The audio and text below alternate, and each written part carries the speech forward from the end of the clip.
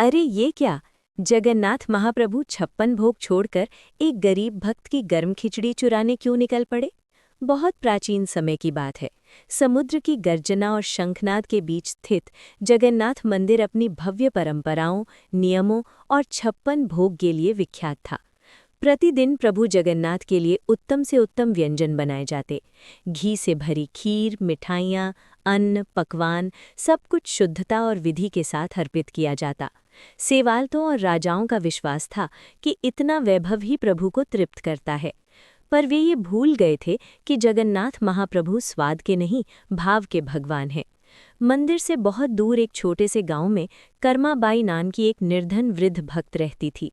उसका जीवन कठिन परिश्रम और अभावों में बीतता था। उसके पास न धन था, न अन्न के भंडार, न रसोई में विविध व्यंजन। फिर भी उसका हृदय इतना विशाल था कि उसमें केवल एक ही स्थान था, उसके प्रिय जगन्नाथ के लिए। प्रतिदिन वो अपने मिट्टी के चूल्हे पर थोड़े से चावल और दाल डालकर साधारण खिचड़ी बनाती। उसमें न मसाले होते, न घी, न स्वाद का कोई वैभव। पर जब खिचड़ी पकती तो कर्माबाई उसे बड़े प्रेम से चलाते हुए बार बार कहती, नाथ, गर्म है, जरा ठहरना, अपने हाथों से खिलाऊंगी। ये उसके लिए केवल भोजन नहीं, अपनी ममता का अर्पण था। एक दिन पूरी धाम में विशेष उत्सव था। मंदिर में 56 भोग सजे थे। शंखनाद हुआ, घंटियां बजी और सेवायत भोग अर्पण करने के लिए आगे बढ़े। उसी समय गर्भगृह में विराजमान प्रभु जगन्नाथ की दृष्टि स्थिर हो गई। उनके मुख पर बाल सुलभ मुस्कान फैल गई, मानो वे किसी दूर की पुकार को सुन रहे हों। वो पुकार न शब्दों की थी, न मंत्रों की। वो पुकार कर्माबाई की थी, जो गर्म खिचड़ी को ठंडा होने से बचाते हुए अपने प्रभु को याद कर रही थी। प्रभु ने मन ही मन कहा, आज मुझे सोने की थाली नहीं चाहिए, आज मुझे मेरी भक्त की हाथों की खिचड़ी चाहिए। कहा जाता है कि उसी क्षण लीला घटित हुई। प्रभु प्रतिमा में तो गर्भगृह में ही विराजमान रहे, पर लीला रूप में वे एक साधारण बालक बनकर चुपचाप मंदिर से बाहर निकल पड़े। किसी सेवायत को इसका आभास न हुआ।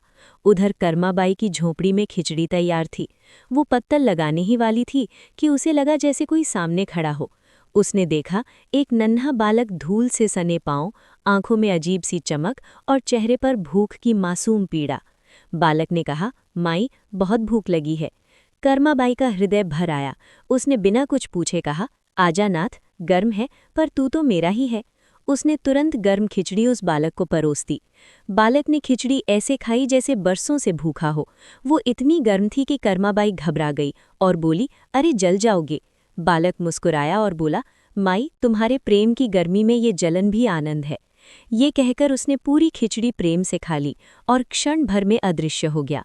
उसी समय मंदिर में हड़कंप मच गया।